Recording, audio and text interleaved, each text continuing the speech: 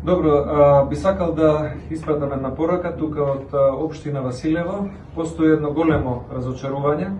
за дискриминачкиот однос кој што оваа влада на Груби и Ковачевски го има кон помалите општини, особено кон Василево, Босилово, Новосело, Конче, Радовиш и другите во југоисточниот регион на Македонија, затоа што од владата секогаш се даваат средства за општините Рачиново и Липково, општини кои што имаат многу мала наплата на данок на имот и на други државни придонеси,